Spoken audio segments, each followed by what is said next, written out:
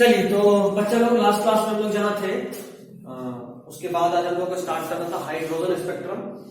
और अब तो हम लोग ज्यादा केमिस्ट्री में more a part of chemistry than physics.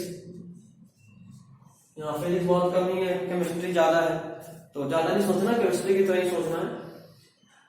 वापस चलते थोड़ा सा पीछे, और क्लास 11th में केमिस्ट्री सेकेंड चैप्टर में हम लोग पढ़े थे बहुत सारा सीरीज होता है, लेमैन, बाल्मर, पास्चन, ब्रैकेट, इस तरह से सीरीज होता है। और वो सीरीज किस बेसिस पे होता है तो अभी हम लोग और भी पढ़ेंगे, बट अभी जो बोर्ड पे लिखे उसको समझा रहे हैं। लेमैन सीरीज जो होता है ये यूवी रीजन में फॉलो करता है, यानी हमको दिखेगा नहीं दिखेगा, यूवी रे हमको नहीं दिखता, ठीक है, यूवी हमको नहीं दिखता। तो लेमैन सीरीज में जो भी लाइट रेज होगा वो हमको दिखेगा नहीं। और ये लाइट रे इमिट कब होता है? जब कोई इलेक्ट्रॉन फर्स्ट ऑर्बिट से किसी और ऑर्बिट में जाता है तो ये रेज इमिट होता है, आई मीन एब्जॉर्ब होगा, उल्टा हो गया। हायर एनर्जी में जाने के लिए एनर्जी एब्जॉर्ब करना पड़ता है। तो जब वो एब्जॉर्ब करके, जैसे मान लो n = 1 से n = 2, 3, 4 कहीं भी चला गया, कुछ समय के बाद वो फिर न्यूट्रल होकर वापस अपने ऑर्बिट में वापस लौटता है। और जब वापस लौटता है तो जितना एनर्जी लेकर गया था उतना ही एनर्जी रिलीज करता है। मतलब ये कि अगर हम ऐसा कर रहे हैं कि कोई नीचे से ऊपर आने के लिए 10 रुपए टोकन देता है, तो ऊपर से नीचे जाने के लिए 10 रुपए हमको उसको वापस लौटाना पड़ेगा।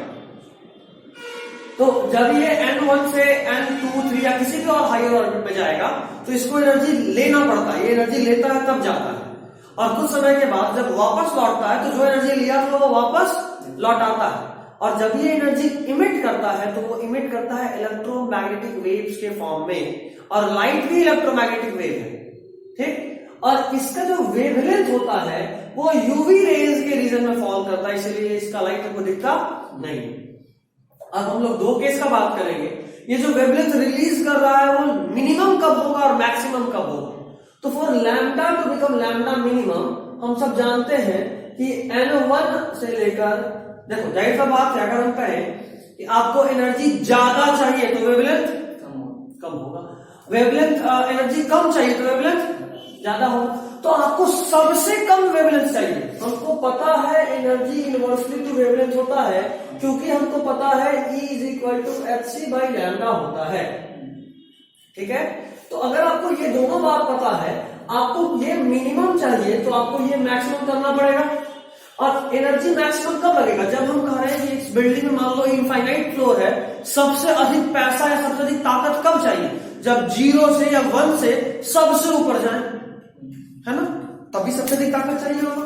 और वही हम देख पा रहे हैं कि मिनिमम लैम्डा के लिए एनर्जी मैक्सिमम चाहिए, और वो तब होगा जब आप पहले से सबसे ऊपर मैक्सिमम पे जाएंगे, ठीक।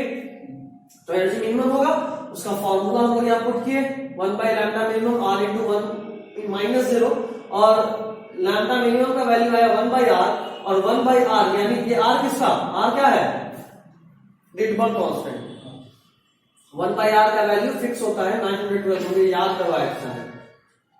1/r का वैल्यू 912 एंगस्ट्रॉम होता है, शायद हम ये बोले थे, नहीं तो ये केमिस्ट्री में भी पढ़ना ही है, याद ही करना है। रिडबर्ग का कांस्टेंट तो बताई है, तो रिडबर्ग का रिवर्स होगा। अब आप आगे से याद रखिएगा कि 1/r का वैल्यू 9/12 होता है, क्योंकि कई बार 1/r सॉल्व करने में आएगा। तुमको याद आ गया, कंफर्म क्यों बताए, देखो 1/r का भी वैल्यू बताया, जहां r बताए होंगे सर बस r बता दें। हाँ, तो पिछले चैप्टर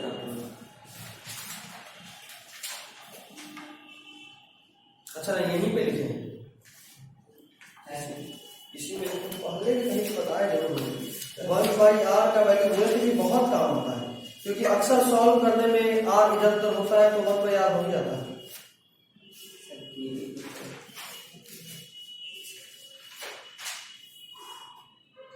r बता दें, नहीं बताया 1/r, ठीक है, चलो कोई बात नहीं, याद रखिए।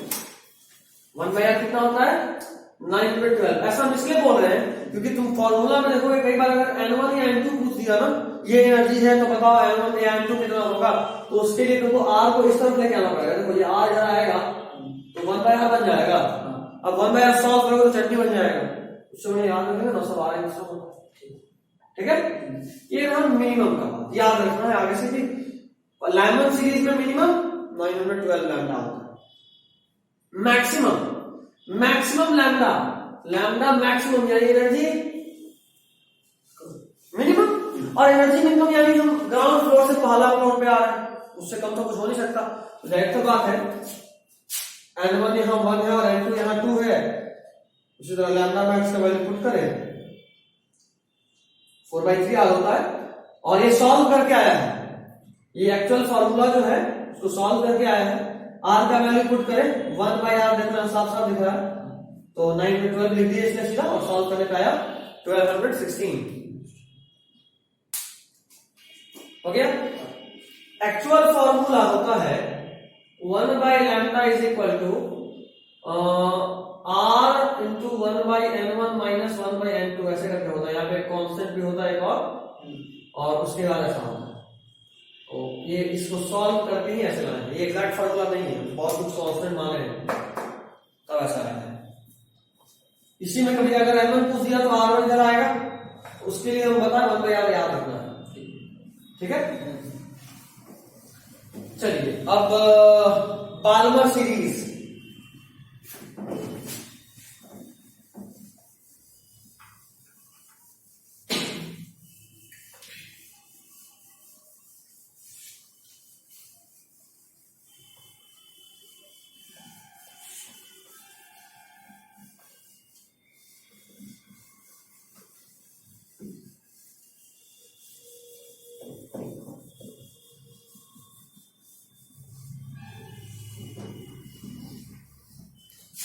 बाल्मर सीरीज विजिबल रीजन में आता है, देखिए बाल्मर सीरीज विजिबल रीजन में, और अब आप लैम्डा मैक्स लैम्डा मिनिमम ऐसे ही हर रीजन में निकालेंगे। फॉर्मूला हम आपको बता दिए हैं, लैम्डा मैक्स यानी बाल्मर में हम n1 n2 का वैल्यू बता दे रहे हैं, लैम्डा मैक्स और लैम्डा मिन दोनों के लिए, बाकी आपको सोचना है। लेमन बाल्मर, उसके बाद पास्टन ब्रैकेट पी फंड, ये 5 कम से कम दिमाग में रखना। और है बड़ा सिंपल, वापस Lyman Balmer Paschen bracket Pfund होता है, Pfund bracket Pfund. देखो कितना सिंपल है, जो चीज फिक्स है वही बस, यहाँ n1 हमेशा 1 होगा, यहाँ n1 हमेशा 2 होगा, यहाँ n1 हमेशा 3 होगा, n1 हमेशा 4 होगा, n1 हमेशा 5 होगा, ठीक है। अभी सुनना आगे का बात, अगर हम चाहते हैं यहाँ के बाद लैम्डा मैक्स मतलब एनर्जी सबसे कम, तो 1 से कहां लेके जाए, ठीक है। अगर हम यहाँ पे चाहते हैं लैम्डा मिन, तो कहां लेके जाए, यहां पे बताओ, लैम्डा मैक्स चाहिए तो n2 3 होगा, और मिन के लिए तो हमेशा ही n2 इनफिनिट होगा। That's it, solve. ऐसे सबको कर लो, बस ये लिख लो, बाकी किसी का जरूरत नहीं। सर ये मतलब बाकी सब विजिबल है ना, बस सिर्फ बाल्मर विजिबल है, बाकी सब अलग अलग, radio micro infra visible UV X-ray gamma cosmic ऐसा चलता है।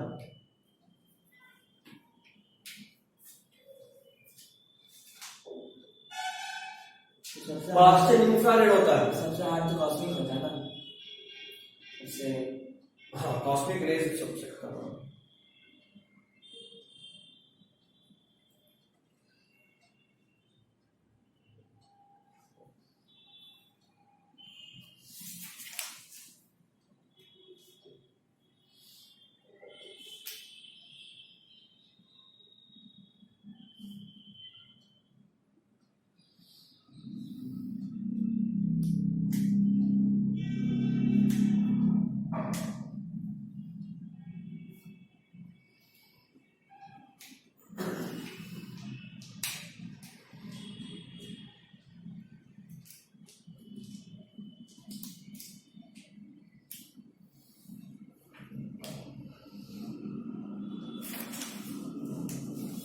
वो काइनेटिक एनर्जी पोटेंशियल इस सब का फार्मूला पहले से दिया हुआ है ना।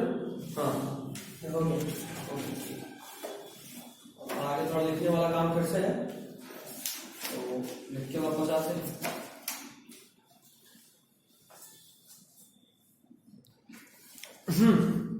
तो ये जब हो गया, उसके बाद मेन आपको बात करना है क्वेश्चन पे, हम डिस्कशन करेंगे। आप ग्राउंड स्टेट, अच्छा ये अभी नया था ना, एनर्जी ऑफ एन ऑर्बिट का बात करना है कि हर ऑर्बिट का एनर्जी कितना। तो अगर हम हाइड्रोजन के लिए खास से बात कर रहे हैं, एन इज इक्वल टू 1 में आपको टोटल एनर्जी का फार्मूला पता है, आपको काइनेटिक एनर्जी का फार्मूला पता है और आपको पोटेंशियल एनर्जी का फार्मूला पता है। हाइड्रोजन है तो Z1 और N का वैल्यू दे रहे हैं अलग अलग, तो उसके हिसाब से E, U और K सब आ गया। जो लिखा है वही आपके लिए इंपॉर्टेंट है, ठीक है। दूसरा बात जो आपको जानना है, जो ज्यादा इंपॉर्टेंट है, वो difference, kinetic energy difference for N is equal to 2 and N is equal to 1, potential energy difference for N is equal to 2 और N इज इक्वल टू 1, ये मैटर करेगा डिफरेंस, ठीक है। देखो ये सब एनर्जी जैसे भी आया है, ये इस तरह से आया है कि हम कहीं पर रेफरेंस माने, ठीक है, तब आया है। तो याद रखो ये वैल्यू चेंज हो सकता है। ये ऐसा क्वेश्चन आपको बोल सकता है कि मान लो कि हम E1 को 0 मान लिए, तो जरा बताओ E2 कितना होगा। तो दिमाग में रखो कि हम इन सब वैल्यू को कुछ भी मान सकते हैं, रेफरेंस के हिसाब से होता है, but difference is always constant. एक लाइन लिखिए, the difference in energy between two states, the difference in energy between two states is always constant. The difference in energy between two states, the difference in energy between two states, bracket में लिख रहे हैं ना, different orbit, is always constant, ठीक है। अगला point actually में ये क्वेश्चन है, लिखिए तो, if potential energy of N is equal to 2,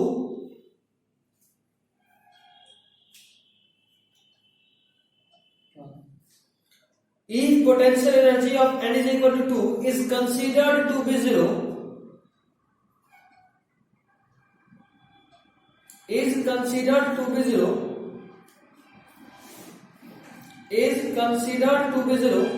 find total energy in N is equal to 1.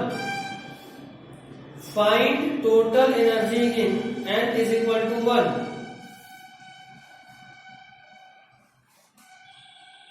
Find total energy in N is equal to 1.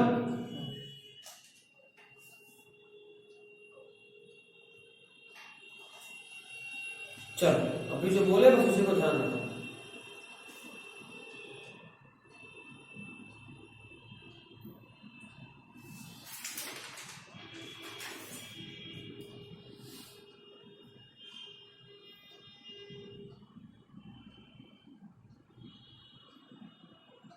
कैसे बनेगी? अभी बताया एनर्जी डिफरेंस हमेशा कांस्टेंट रहेगा, तुमको एनर्जी डिफरेंस अभी हम दे देंगे। एनर्जी डिफरेंस दिया ना, n इज इक्वल टू 2 और n इज इक्वल टू 1 के बीच में एनर्जी डिफरेंस 20.4 पोटेंशियल और 10.2 काइनेटिक। क्या कर रहे हो? अभी हम लोग देखे हैं कि काइनेटिक एनर्जी जो होता है वो टोटल एनर्जी के बराबर होता है विद नेगेटिव साइन। तो जो काइनेटिक एनर्जी डिफरेंस है वही माइनस के साथ टोटल एनर्जी डिफरेंस होगा। हाँ, एक minute, n is equal to 1 और n इज इक्वल टू 2 का है ना, ये 1.89 किसी के बीच का डिफरेंस है, 3 और 2 का, 1 और 2 के बीच का डिफरेंस।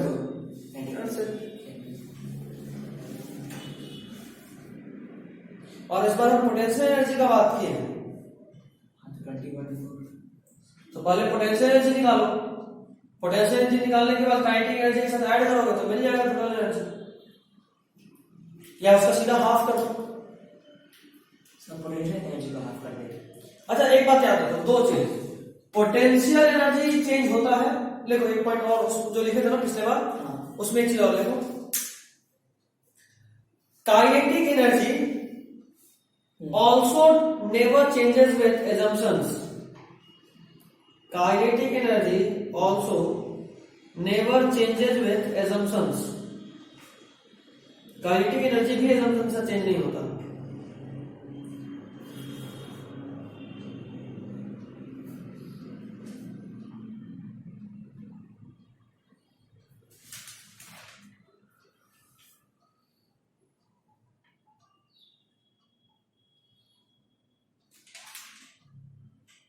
तो इसका टेबल 1 2 ही होगा इसका तो। U1 माइनस U2 का वैल्यू 20.4 होगा। हाँ डिफरेंस सेम होता है। तो पर यहाँ पे पूछा है टोटल एनर्जी ना। हाँ तो पहले हम तुम पोटेंशियल एनर्जी निकालो, U1 का पोटेंशियल एनर्जी निकालो, और जैसे ही U1 का पोटेंशियल एनर्जी तुम निकालोगे तुमको पता है टोटल एनर्जी काइनेटिक एनर्जी और पोटेंशियल एनर्जी का बराबर होता है, मतलब ऐड सम होता है। काइनेटिक एनर्जी सेम रहेगा हमेशा, बस ऐड कर देंगे। लिख के दिखाऊं? दिखा दीजिए। ठीक है।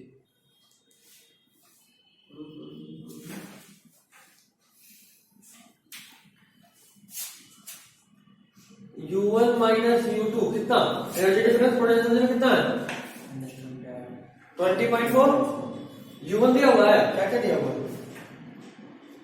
N1 निकालना है, एक मिनट। N2 के लिए 0 दिया हुआ है, ये 0 दिया है, तो U1 कितना आया? ठीक है। अब हमको टोटल एनर्जी निकालना है इसका ना। U1 का क्वेश्चन हमसे टोटल एनर्जी पूछा है। Total energy is equal to होता है पोटेंशियल एनर्जी हम लोग निकाल लिए, क्योंकि ये एजम्पशन के साथ चेंज करता है, और काइनेटिक एनर्जी हमेशा फिक्स होता है 1 का।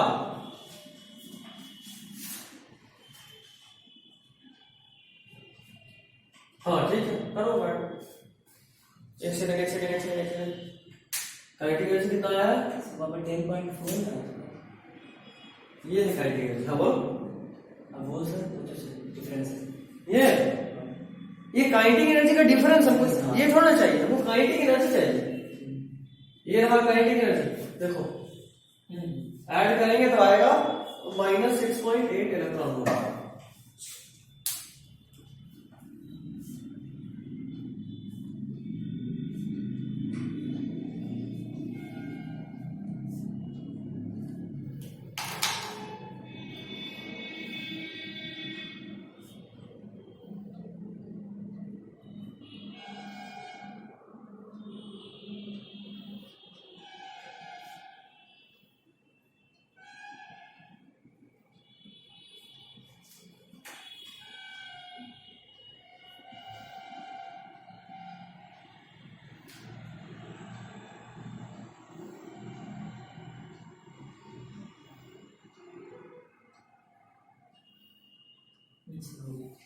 हो गया।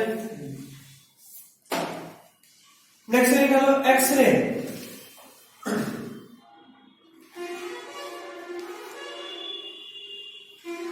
एक्सरे लिखो इसमें part of spectrum of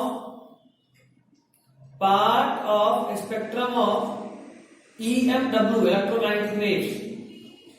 part of spectrum of EMW electromagnetic waves।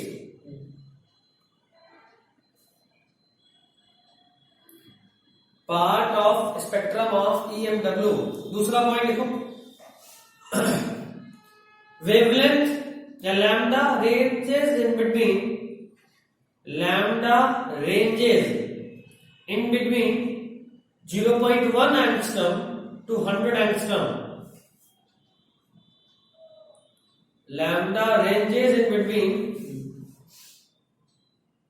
0.1 angstrom to 100 angstrom। हो गया। नेक्स्ट हेडिंग बनेगा प्रॉपर्टीज ऑफ एक्सरे।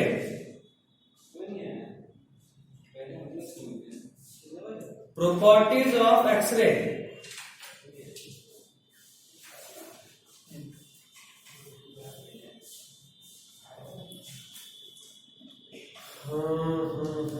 चलो यहाँ पे फिर से कुछ केसेस है, इस टाइम है हमारे पास 10 मिनट।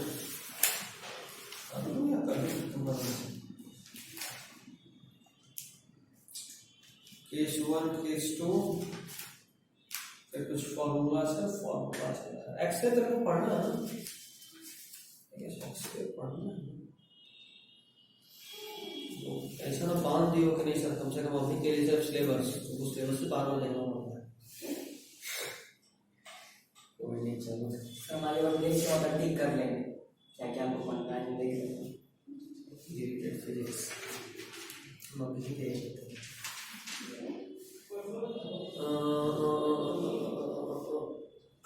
न्यूक्लियर तो पूरा ही गया, न्यूक्लियर पूरा ही गया। एक्सरे है शायद,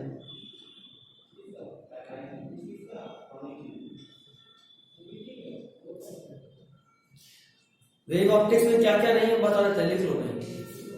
polarisation, plane polarized light, Brewer's law, Brewster's law, sorry Brewster's law, uses of plane polarized light, uses of plane polarized light, और आखिरी है पोलरॉइड्स। ये सब नहीं पढ़ना। न्यूक्लियर पूरा ही गायब है, बस लास्ट में सेमीकंडक्टर में भी बहुत कुछ उड़ाया है। तब सर हम लोग वेव ऑप्टिक्स यहाँ पढ़ सकते हैं तो हो जाएगा। हो सकता है, वेव ऑप्टिक्स में भी तो मोस्टली उड़ा ही दिया है, दिख रहा है लोगों यही तो पढ़ लेना सर। तुम नोट्स बना के लेके आना, हम दोबारा एक क्लास में कर देंगे, ठीक है? क्योंकि समय बचेगा, सेमीकंडक्टर भी उड़ाया है। समय काफी बचेगा, काफी नहीं है, रिवीजन का भी समय चाहिए। इसके बाद नीट भी देखना है, मतलब जो बचा हुआ है, जो छूट गया है, उसका लेक्चर हमसे लो और उसको देखो, और जो डाउट उसके डाउट क्लास ले लो। फिर हम एक बार जब 11th वाले को 12th में लेके चले जाएंगे तो फिर उधर बहुत बिजी हो जाएंगे, क्योंकि फिर नया 11th आएगा तो फिर तीसरा टाइम कहाँ से आएगा? वही टाइम इतना पैक हो गया है आईयूज के बाद से कि रात के 10-11 बजे नया 11th। हमको लगता है कि हम 10th बोर्ड से कॉलेज स्टार्ट कर देंगे। 10th बोर्ड का कोई भरोसा थोड़ा ना, बहुत से बहुत फेब भर रुकेंगे, मार्च में तक में, अगर मतलब फेब के एंड तक में डेट नहीं आया एग्जाम का स्टार्ट कर दूंगा। हमारे पास 1 महीना है, तब तक तुमको देखना भी है और वो भी करना है, डाउट भी पूछना है। ठीक है, रहने देते हैं आज के लिए, अगला दिन देखेंगे इसको। कल तुम्हारा पास होता है सर, आप बोले ना अभी हो जाएगा कितना फ्राइडे सैटरडे है ना?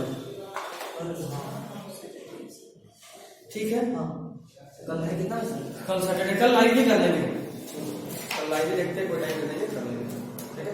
चलो।